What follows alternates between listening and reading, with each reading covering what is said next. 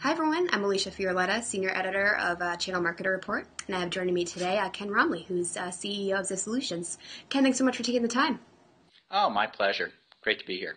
So obviously you're really in the trenches of the channel. So my goal today is to get your thoughts on a few trends and what you believe are the key pain points in the channel, especially when it comes to the lead pass-off process, which, as you know, is a really integral part of the channel environment. So to start off, what is that process typically like for vendors and partners? What's that lead pass-off process like? Yeah, you'd be surprised. Even some very large organizations are still doing a lot of stuff through spreadsheets. That they're getting lists of leads and they're just sending them using a lot of email or going through the CAMs or the PBMs or whoever's working directly with those channel partners, and sending it in really an ad hoc process where they go out. Some of the places that are a little bit more sophisticated have tried to put in PRM systems so that they can have a little bit more context around the leads. But once again, there's a lot of inefficiencies because when you do that, you're asking the partner to come and sort of check from your environment leads that they might want to follow up with. And it's a common pain point that these things, there's the suspicion that they don't get followed up and the definite pain that they don't really know what's going on after these handoff points take place. All right, great. So there's almost a bit of a gap, I guess, when it comes to, knowing when a partner's following up. Making sure everyone has a complete view of what's happening from a lead process standpoint. Oh, yeah, there's a huge gap in having that information.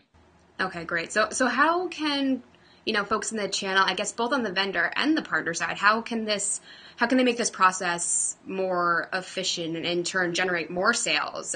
For partners, their own business, and for suppliers, their entire channel. Yeah, there are actually two areas that you can really make a large impact. One is on context and one's on convenience. In terms of context, instead of just sort of a list of these are the leads that are going across, it's really important if you want to get better results from the channel to explain why each person's on that list. Give all that context around what's going on.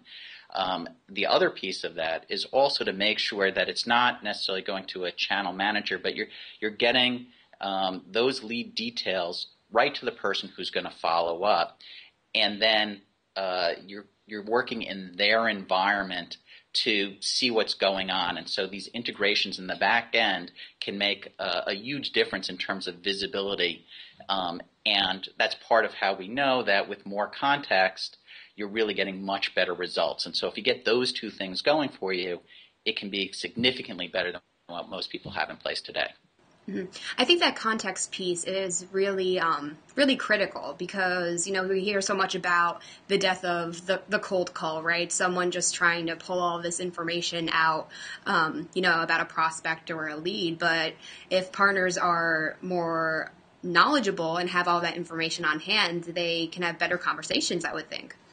Yeah, absolutely. And like you alluded to, there's what's happened in terms of marketing touches, what campaigns, what they've read, what web pages they've visited, all hugely beneficial for the channel person when they're making that phone call to make it relevant.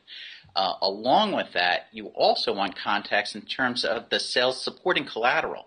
That a lot of people put up these portals, but a lot of the suppliers we work with sell so many products to get the right set of battle cards and the right sales presentation that you want to give for this particular prospect, to bring that, and so that's delivered along with the lead is also critical. So you got what they've done, you've got the best way to approach them already pre-bundled for them. And one of the third things that can help a lot is to drive the type of behavior you want as a supplier to get these channel people to really move on top of these leads in a timely manner. We've seen a lot of incentive programs being added where you get points for making the call and setting up the meetings. And when the points available for those activities are delivered right with that lead in that whole bundle, All those three things together really give the context that allows it to be very easy for the salesperson at the channel partner to get busy and do just the right things to start moving leads into opportunities. Mm-hmm. Yeah, that's great. So you touched a little bit about, marketing touches, and obviously, content's a big part of that, resources both on the sales and the marketing side. So how can suppliers make sure partners have the right tools and resources and content, to nurture these leads and really turn them into, eventually sales opportunities? Yeah. The key is to deliver it where the partner currently lives. Lots of people have these resources available, but they're sort of spread out all over the place to get the information. And when you're asking someone at the channel to go and pull that stuff together, it just doesn't happen in practice. And so the key is to either integrate directly into their CRM system where they're living, or if they're not there, to bring it all together in an email that's pre-bundled it together and sort of go the extra step from having the information and making it available to sorting through it on behalf of the channel partner so that the subset that's relevant for a given lead, it's right there with the salesperson doing the lead. And, even to the extent of with a lot of these organizations, the salespeople are running off a phone. When the lead comes up, you want all the history there, and the number, click and call, right there, as easy as you can make it, so that all the things that the supplier can do, they automate those processes for that channel partner. And when you do that, you just see adoption rates go much, much higher.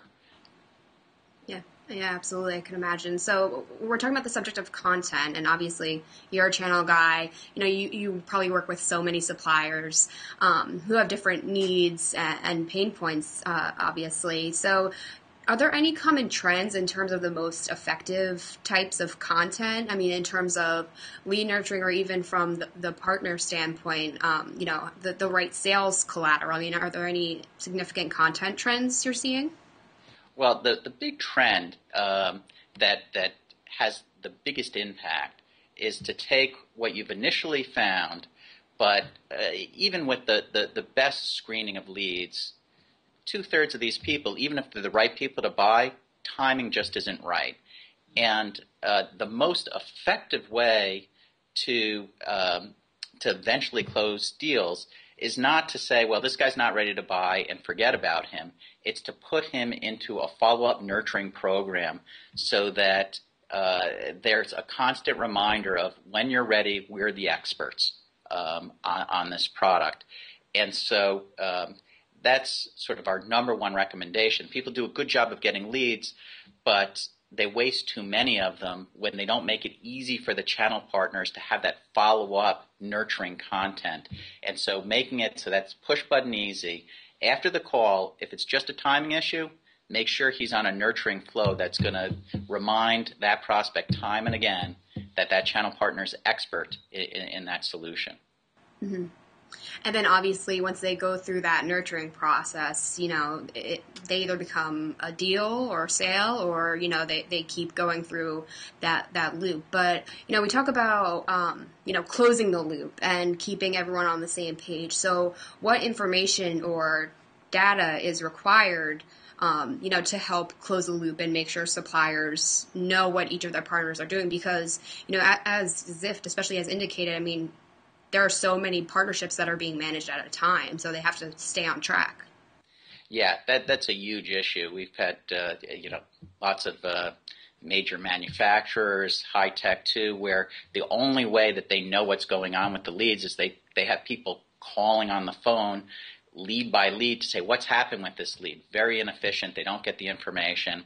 They try to set up systems and they say, hey, update us with how things are going. It's very hard to get the partners to come to your system and update progress so that they have that visibility to know what's working and what's not.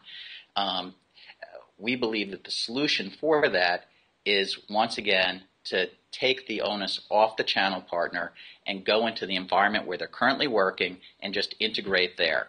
that if it's a CRM system, you put the lead into the CRM system, but then you maintain, if you've passed that lead to them, as they go through their normal process, that integration can pull back the information so it's no additional work on the channel partner. Or if they don't have anything in place, at least set up email workflows that will go after a certain amount of time and check and keep sending them, if they don't give the update on the status, an easy form delivered in email so they can check off exactly what's happened, and you keep an automated process to stay after all these leads. And if you don't do that, you end up with a small subset of people really reporting. And that reporting, like you said, is usually important. And when you can get that visibility, suddenly you have the data to make your programs much more effective. Mm-hmm. Absolutely. And one of the key things that you just said kind of really stuck out to me is making it easy for channel partners, which I think is so huge. I mean, for as long as we've been covering this space, we've been hearing that, partner engagement and, ongoing loyalty to a supplier. I mean, it falls by the wayside, I think, rather quickly because many suppliers don't make the sales and marketing process seamless for their partners. So I think, like you said, if they focus on that, they'll see a pretty big uptick in terms of eagerness to participate.